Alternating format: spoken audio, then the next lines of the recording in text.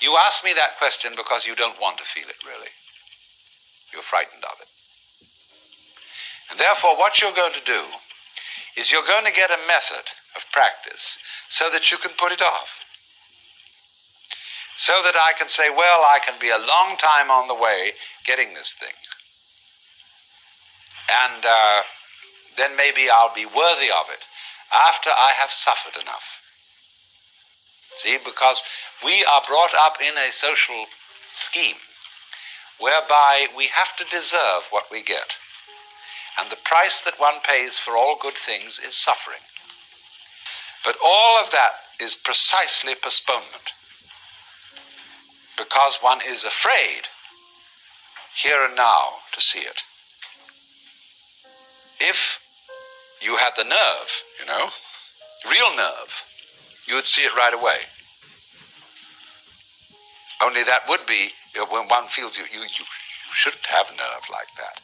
Why, that would be awful. That would be, that wouldn't do at all. Because after all, I'm supposed to be poor little me.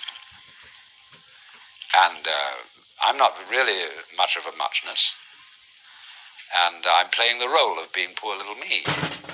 And therefore, in order to be something great, like a Buddha or a Jivan Mukta, one liberated in this life, I ought to suffer for it. So you can suffer for it. There are all kinds of ways invented for you to do this.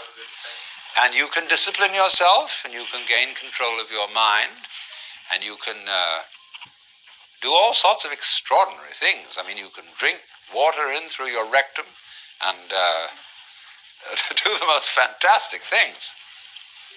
But that's just like being able to run the 100 yards in 9 seconds, or any other kind of accomplishment you want to engage in. There's absolutely nothing to do with the realization of the self. The realization of the self fundamentally depends on coming off it. You know, the sort of, when we say to people who put on some kind of an act, we say, oh, come off it. And some people can come off it. They laugh and say they suddenly realize, they were making fools of themselves, and they laugh at themselves and they come off it. So in exactly the same way, the guru, the teacher, is trying to make you come off it. Now, if he finds he can't make you come off it, he's going to put you through all these exercises so that you, at the last time, when you've got enough discipline, and enough suffering, and enough frustration, you'll give it all up and realize you were there for the beginning and there was nothing to realize.